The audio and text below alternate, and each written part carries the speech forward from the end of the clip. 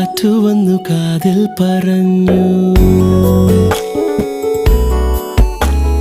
നീ എന്നുമെന്നും എന്റേതു മാത്രം. ഉരുകുമെന്നിശ്വാസമായി